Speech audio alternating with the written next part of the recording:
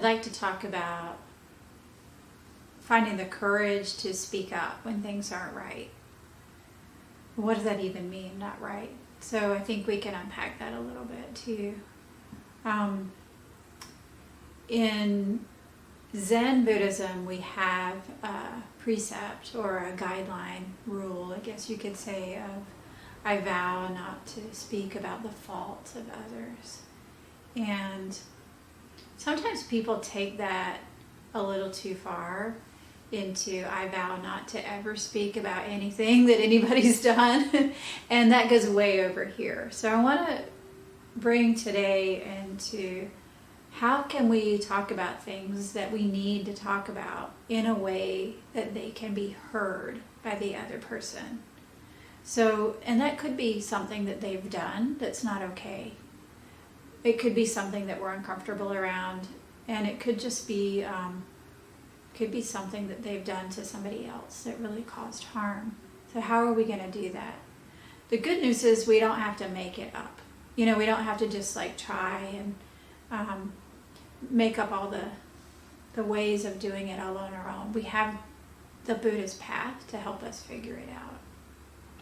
There's so many elements of the Buddhist path that can help us on this. Of course, the basics of our practice and really learning to come back to our breath in the present moment. Whether we're walking, whether we're sitting, whether we're working, whether we're lying down, in all aspects of our life, we have this to come back to. So there's that very basic part. Then we have the teachings. The teachings are really, we got 2,600 years worth of wisdom that we can call on. And this is called the Dharma. So we have this wonderful treasure of all of these teachings from all of these teachers over time. We also have our teachers to help us, and they're also part of the Dharma. And in human form, people we can ask, or people we can listen to, and people we can go to for help. So what I'm saying here is that we have different aspects of our practice to help us. And this really aligns with what we call the three treasures in Buddhism. We have, like I just mentioned, we have the Dharma, the teachers and the teachings. We have the Buddha, which is manifest in our living practice and how we meet people in life.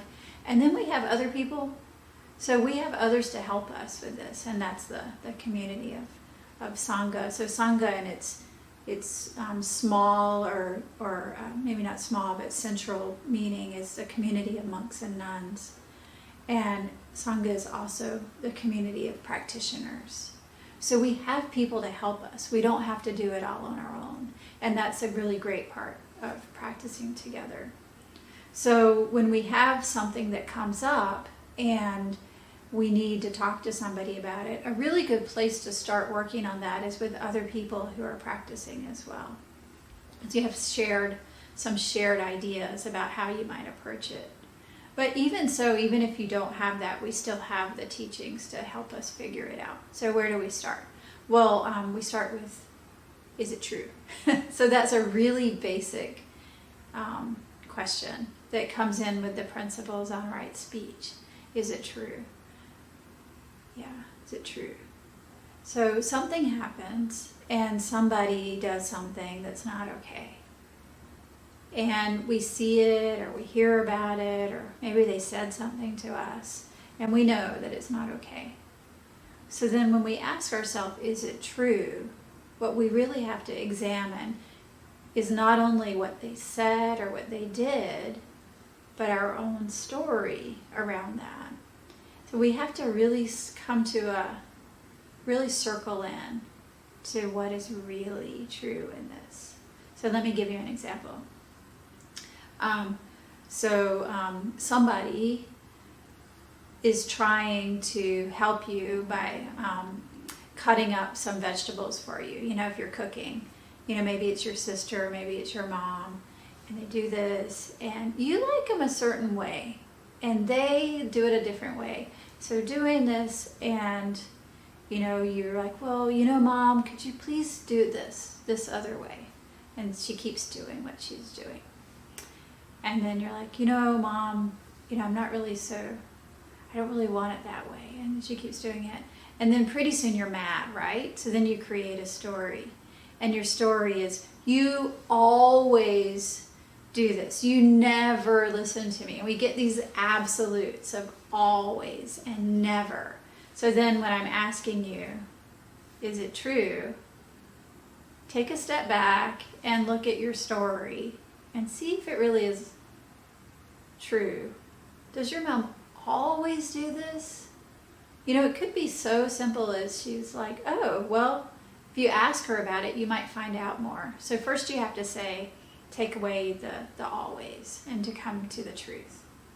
So the truth is, in this moment, my mom was chopping vegetables, and when I asked her to do it differently, she kept chopping. That's all we know, right? We don't know what she was thinking. We don't know anything else. We only can observe. In this moment, my mom was chopping vegetables. I asked her to do it differently, and she kept chopping. So then what is a story that adds a little extra? It could go like this. My mom never listens to me. She always does whatever she wants. In fact, she doesn't care about me at all. And she just always thinks that she's right and everybody else is wrong. And she doesn't care about anybody but herself, because look at her over there just doing her own thing, chopping her vegetables and not caring about anybody. Is that true? So that's where we start. See if you can take away all that extra and come to what's true. Okay, my mom was chopping vegetables. I asked her to do it differently. She continued. That's all we can say here. So that's the first thing we do when we need to talk about something difficult. Is it true? And this comes out of the, basics. This is basics of being a human being, and also basics of right speech is how we're going to talk to each other. So then what other things do we look for? We're going to say, this is a good time to talk to my mom. Do I need to talk to my mom? Can I talk to her in a way that she can really hear it and, hear what I'm saying? And, can I do it in a way that lets her know I love her? A lot of stuff, right? When we can do that, then we have a better chance of having a good outcome, which is what we really want, right? We want to be able to talk. So start off, find a good time. Maybe in that moment it's not a good time. She's working, she's busy. Maybe later, when you had dessert, or you had some ice cream and you're happy, then you could say, hey, Mom, what was going on earlier when you were chopping away? There's a better time for that. And you can also see that my voice changed from, man, she's always doing that. She doesn't love me. She never loved me, ever since I was born. So I've softened too, so I can speak to her from a place of love. And I can find what's really necessary to talk about and not just, what I need to talk about. So what's necessary is, I want to know what was happening so that we can communicate in the future. So if we follow those simple guidelines, then we have a chance at a better outcome. So then we sit down, we have our ice cream, we're happy, I found the right moment, can finally, with love and gentleness, we had a good meal together, talk to her. And what might she say? She could say anything at this point. But because I have let go of my own story, remember I said, is it true? I let go of all that extra stuff and come back to the essence of the story, then I can start to really hear her. Mom, what was going on? Well, I don't know. Were you talking to me? That could be one option. Maybe she didn't hear you. Maybe she had earbuds in. Maybe she was listening to music. Maybe she had a story going in her head and she didn't even hear. Or it could be, it's too hard for me to change. I'm too old for that. At least you got a good answer, It could be anything. Or it could be, I didn't like the way you talked to me, so I just decided to ignore it. But at least you have the information from there. So then what do we do from there? Then we have good information to move on. It's really important when we're naming something difficult to look at our motivation in speaking about it. Because we really don't want to slip into really not liking the person forever, and wanting them harm or feeling ill will towards them. If we do that, then we can get really stuck. If we start off, there's something we don't like, and then pretty soon we're thinking about it a lot, and then the next thing you know, it's like stuck in our mind, you can't stop thinking about it, and then the next thing you know, it's stuck. We have ill will. And that's a really dangerous place to be. So better if we can unwind and keep from going into that place of getting stuck in our idea of you always, or this person is bad, this is a terrible human being. That place is hard to back off from. So we start by looking at our own motivations as well. So I already mentioned we can use the principles of right speech, and then we can look at what we're doing. What is our motivation? So I used a pretty easy example of mom chopping the vegetables. But what if someone does something really harmful? What if they really hurt us? Maybe our boss has been stealing money, not paying us properly. Or maybe our family member said some words that were really not nice, really unkind. So these are a little harder. So then we have to really examine our motivation. What are we doing here anyway? What do we want to do? And if our motivation is revenge, then that's not a good motivation. Because why? Do you really think that if we want them to be punished, then they are going to show up to talk with us? And then we start to split apart. So a motivation shouldn't be to punish them or to make them something bad happen, but to really understand. And what else can be a motivation? Anger. We can have anger, we can be angry. It's very natural to be angry. But when our anger becomes the driving force for having the conversation, then we can give ourselves a pause and step back from that. Just take a breath. Remember I talked about finding a good time? Finding a good time also doesn't mean no time. Sometimes we think, I'll find a good time one day, and then that time never happens. We should find a time. And sooner is better than later. But if we act when we're still really, really angry, then we can cause further harm. Again, really looking at our motivations. Are we trying to put this person down? Do I want to make myself look good? Do I want them to be punished forever? Do I want, to be the good person in here? Am I going around talking to others and trying to create a story first before I even talk to them? These are all flags for when things can go kind of awry. If I'm going around talking to all my friends before I even talk to the person who hurt me, then maybe my story is going to get kind of stuck. Because as soon as my friends start to say, oh yeah, Tenku, you're right. They're a terrible person. They're always doing stuff. You see those words coming in again. They're really strong, right? So best to talk to the person directly. You can. And you can find ways to do that. We can find ways. Even starting small, you can find ways to talk to them.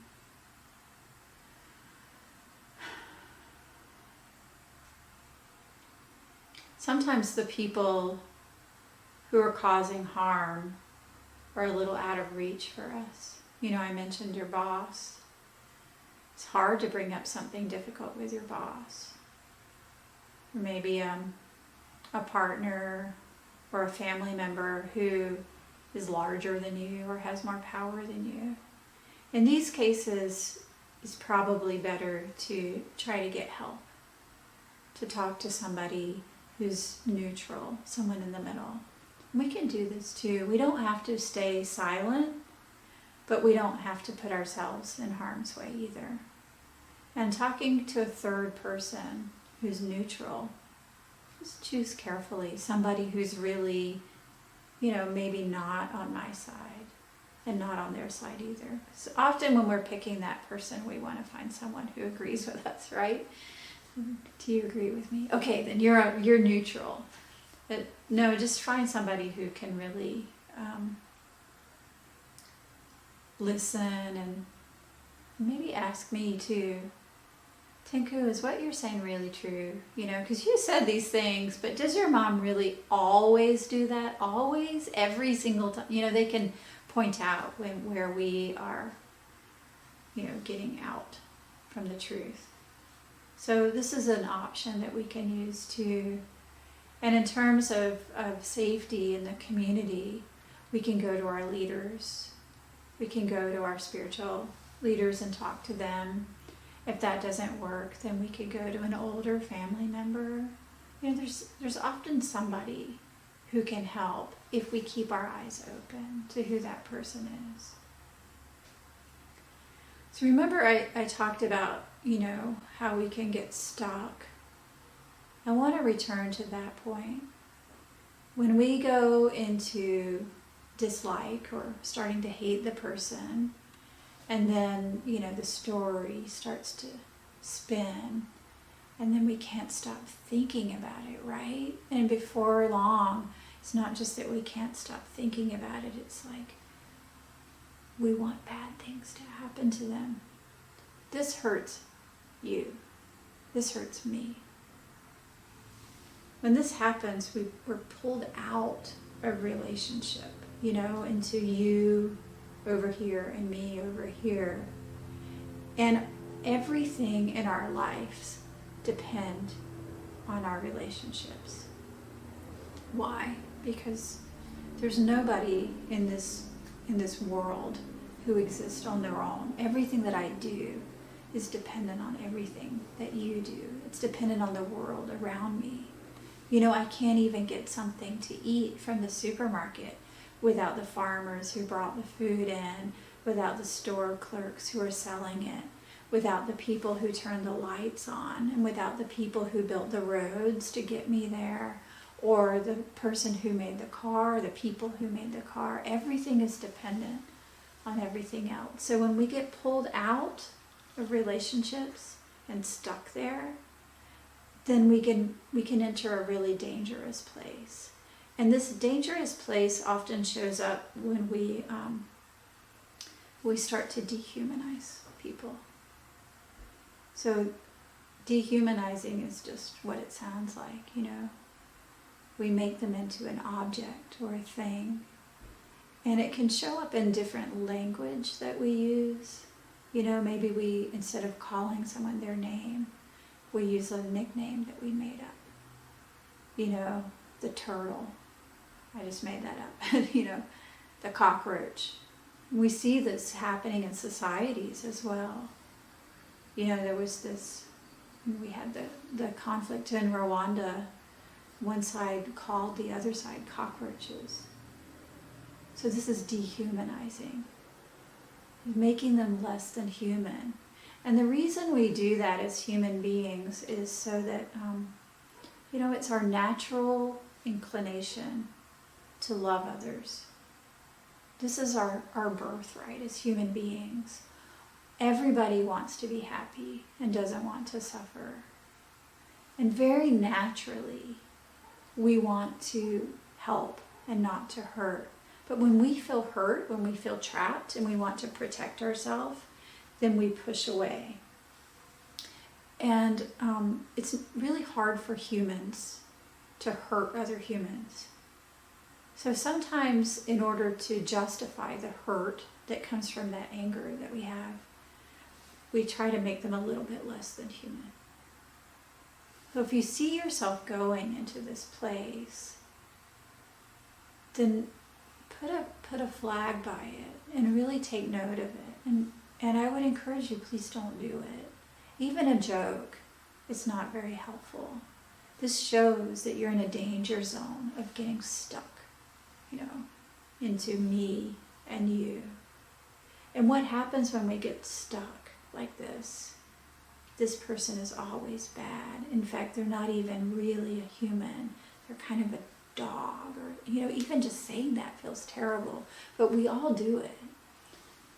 When we do that, then we justify causing them harm. And even worse than that, when we get stuck into this idea that this person is separate from me, it takes away our natural human compassion, our empathy. And if we've lost our empathy, our care for each other, then what do we have left? We have to start to build back from there. It's really hard to do once we're stuck. So I want to encourage you to put up some notices for when you start getting stuck. Some other notices you might see. If you start to be bothered by the sound of a person's voice, that's a big flag. You have to do something. You really have to stop and do something. Many years ago, there was a woman that I was in monastic residence with. I don't know why she got on my nerves, but she did. Maybe the way she talked, or maybe she reminded me of somebody I didn't like. I don't know. But something about her really bugged me. And I started to feel miserable. Every time I saw her, I would feel bad. And sometimes I wouldn't even see her, but I would hear her voice, down the hallway. And I'd be like, oh, I can't stand the sound of her voice. There's that danger zone, right? Pushing away. So I remember I started to feel so miserable that I was like, I'm going to get even with her. I'm going to do something about this. And what I decided to do was, and I was very desperate too. I didn't feel good myself. So I'd gone to the store and I'd gotten these really special little chocolates in the shape of a ladybug. And I was really looking forward to eating that. But I was like, I'm going to put that in her shoe, because she left her shoes outside of her room.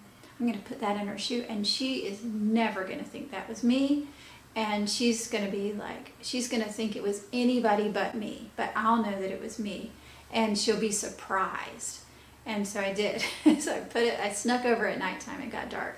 And I looked around, and nobody was there. So I put the ladybug in her shoe, and ladybug chocolate in her shoe. And then the next day I was downstairs in the kitchen, and I heard her voice. You remember I said I didn't like her voice? I heard her voice, and her voice was really happy. And she was going, somebody put this really special chocolate in my shoe, and I don't know how they knew it, but I was having such a hard day, and I came back to my room, and I was like, oh my goodness, somebody noticed. Well, the truth is I hadn't noticed, but when I heard her speak like that stuckness that I had created started to break down. And I'm like, she's not bad. She's a nice person. She's okay. And I think I did it again. I stuck another chocolate in her shoe. But by the time I stuck the next chocolate in her shoe, my motivation had shifted. And I really wanted her to be happy. And the next thing that I noticed was, I never told her it was me. That was really fun, keeping it a secret. But I noticed that I shifted, not her. And the next time she came by where I was working, I was able to talk with her. I don't even know what it was about her that I didn't like, but whatever it was started to melt and crumble. And we actually became friends. So finding that moment is really important. Where it feels intolerable, where you can't take it, This person is so intolerable to me, I can't stand them. That's our danger place. And these clues that come in, whether it's their voice or whether we start to use nicknames for them that aren't nice, or just can't stand to be around them. These are all things that we really have to pay attention to and come back from. Because the other thing we notice about dehumanizing language is not only does it rob us of our empathy, but it leads to violence. We can't afford this. If we're going to all live in this world together in one human family, dependent on each other, then we can't afford to hurt each other like that. We have to come back into a relationship. So I want to encourage you to find the point of connection, find the love that you feel, even if it's something small. Even with a person you really don't like, you can find something. You can find a color in their shirt that you genuinely like. You can find the way that they treat their grandchild that's so sweet.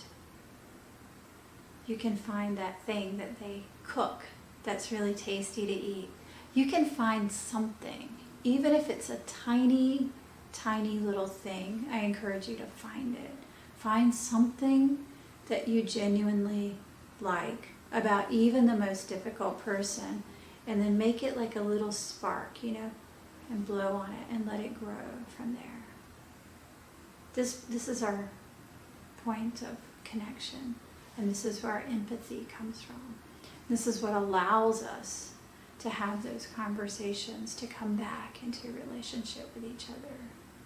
Again, finding our truth, speaking kindly, speaking, finding out if we need to talk or not, with love and with care for the other person, we can come back into a relationship. When we do this, when we start to genuinely connect, then anything is possible, really. Anything.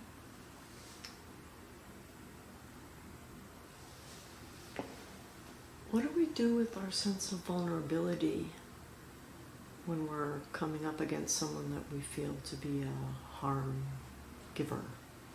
Yeah, that's a complex question. If there's somebody in power over us, then it's a different situation than if it's somebody pretty close. If we feel genuinely afraid and worried they're going to harm us, we don't have to, try to meet. We can find other ways. Like I said earlier, we can talk to somebody else who has maybe more power than us, who can help us. Or we can find other ways in. But if it's somebody who's a peer and we're feeling vulnerable, yeah, the best way to work with that is come back to our breath and realize they're probably feeling vulnerable too. And at our core, all of us want to be happy and we don't want to suffer. We're all in this human family together. So that vulnerability that seems like something scary and can push us away, that's actually where we connect. I remember some years ago, I had a disagreement with a close friend of mine. And it wasn't really a disagreement, actually. It was she got really hurt by something I had done. She was really hurt. And I could tell she was hurt. She didn't tell me. but she had her arms crossed, and she didn't sit with me at a meal, and I noticed she wouldn't look at me. Like something's not okay. I can see in her that something's not okay. And so I said, you want to talk about that? And she said no. And so then I, what is it? What's not okay? So I kind of knew. And the truth is I couldn't really have changed anything, but I did know why she was hurt. And she was hurt because she really had wanted to have lunch with me at this meeting. And I already had a meeting scheduled, but she didn't know that. And so she was assuming we were going to have lunch, and we didn't. So she felt all left out and all by herself. So then remember I said, find the truth. I could have gone into kind of a self-righteous place and been like, she is totally wrong and I am totally right. But instead, I sort of leaned into that vulnerability. I can do this, I really care about her, and I'm just gonna try. So when we're feeling, vulnerable, our hearts are open. And if we can really follow a way of being, a way of connecting that's based on love and care, then there's a chance for connection. If we're shut down, if we're not vulnerable, then we're often shut. So I would say, really use that vulnerability as a place of openness, but not in the case where you fear that physical harm could come to you. In that case, you need to, use the help of others and really spread out a little bit more. And I did talk to my friend, by the way. And you know what I told her? I said, I'm really nervous about speaking to you because I value your friendship, and I'm worried that you don't like me anymore. But I said I was really scared to call you, and I called her. I said I was really scared to call you up, but I want you to know that I really care about our friendship, and because of that, I'd really like to try. And that's how we started, just saying it. Can you talk about situations in a family where there are allegations of some sort of wrongdoing, for example, abuse, where it's very difficult to prove, so that you're listening to two different people's truths, and people don't really want to talk about it because then they have to choose between those different realities? That's really heavy. Yeah. Yeah, I can try. Man, our family, our birth families are such a condensed version of the world itself. When there are allegations of harm, it's really hard to listen. It's really hard to hear it. I remember myself, this came up with a cousin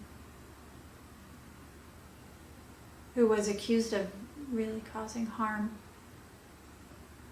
And my feeling initially was, no, that can't possibly be true. I really love this person. So that's the first thing we can notice, is that wall that comes up that wants to protect us from this terrible thing. And I noticed this, and then I thought about who was on the other side of the wall. That helped me to let go of the wall just a little bit.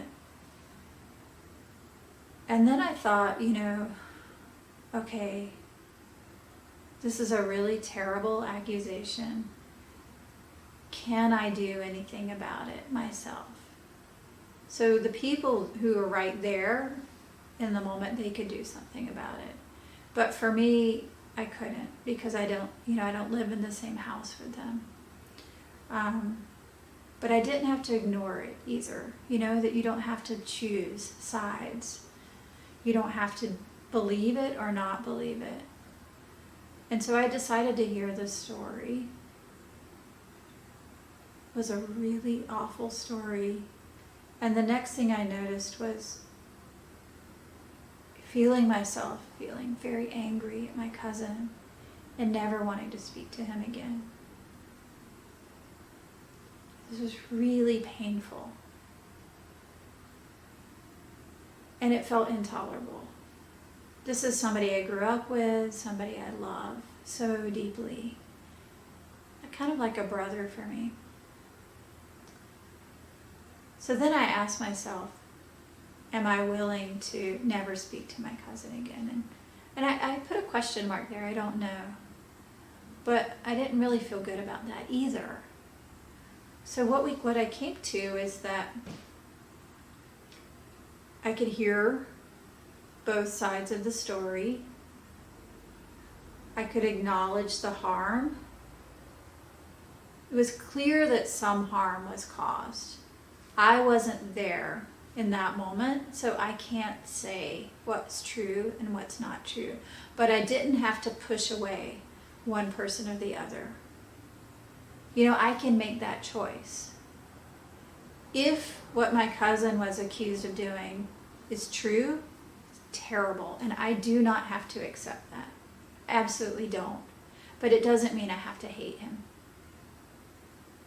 In fact, I might be the only person who can, be honest with him at some point. Who knows? And if the story the other person was telling is true, that's awful. And if they're lying, it's really awful too. But I don't know because I wasn't there. So I could hold both stories. And this was my role in this. And I want to speak, though, about a little more closer role, which is the role of the people who were there and saw whatever happened when the harm was caused. The people who saw it, who were there and saw with their own eyes, they have to speak up. They have to. Even if you feel afraid, you have to find a way to speak up. Because what? Because you don't want more harm to be caused, for it to continue out. But when you do speak up, then remember I talked about examining your motivations. Is your motivation revenge?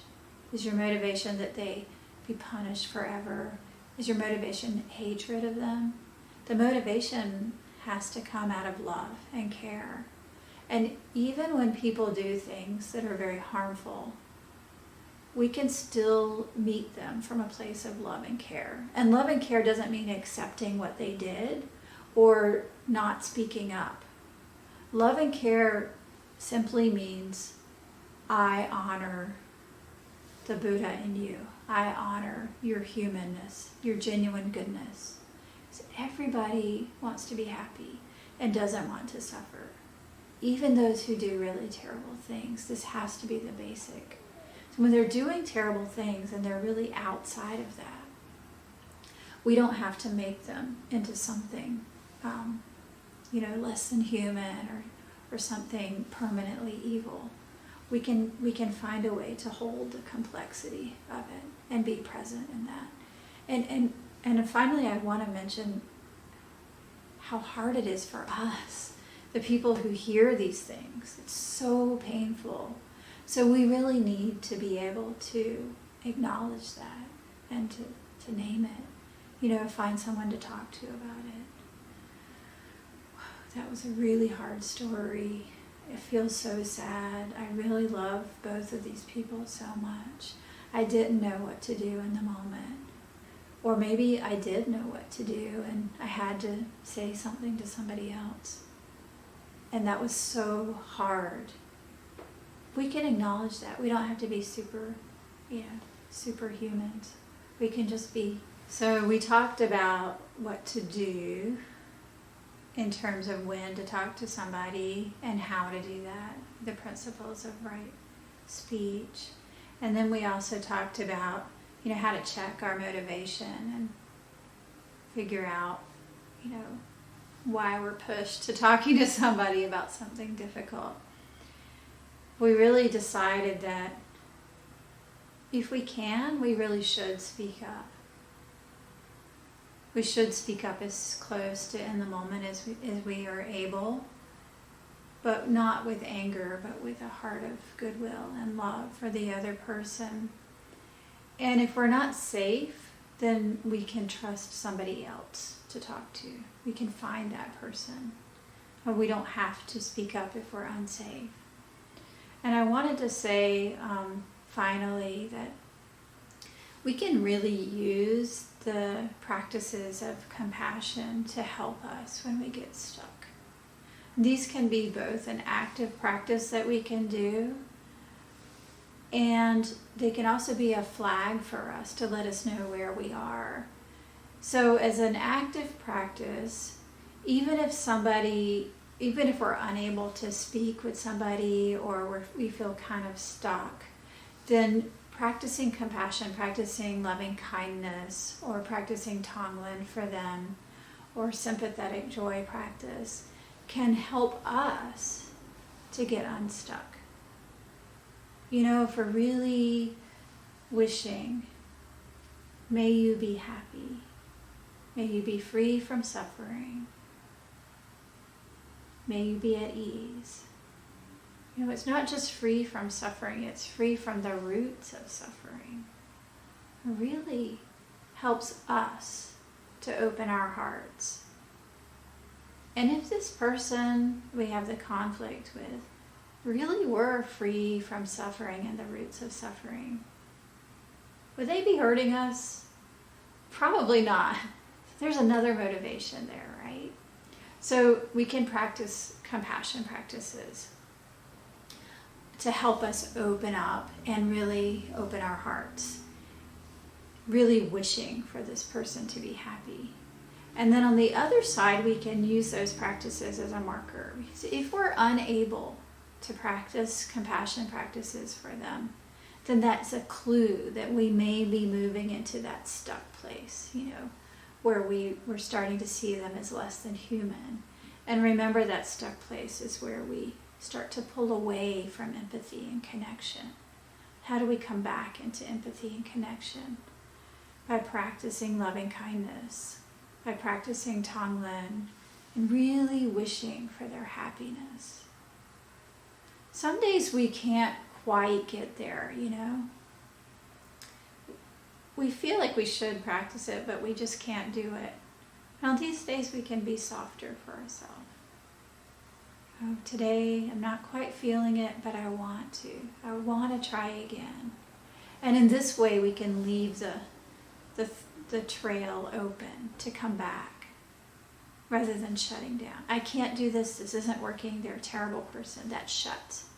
But I can't do this today, but I'm going to try again tomorrow. I really want to be able to do this. That opens. So these are ways that we can start to open our own hearts so that when we do talk to them and we do have this conversation, then we can come back into community together. We can come back into family together. So this is what we really are trying for. We're not trying to push somebody off a cliff, you know. We have to be able to live with them in whatever way that that's possible. We have to be able to stay in relationship in order for our relationships to deepen. So we don't have to make it up. We have practices that we can use. We have the teachings of the Buddha and of our teachers. You know, we have the practice of loving kindness, the practice of Tonglen. We have the practice of sympathetic joy and equanimity. We have all of these beautiful practices to help us, together with the teachings as a map for where we're going to go. And then we have our own practice, the ways that we try these things out ourselves and learn through our own experiences and our own following our breath or compassion practices or conversations with others. And then finally, we have the support of the whole community of people practicing together. The Buddha, the Dharma, and the Sangha, all working together around some shared values that we are going to show up in this world with compassion, with kindness, using the wisdom of the teachings for the benefit of all beings.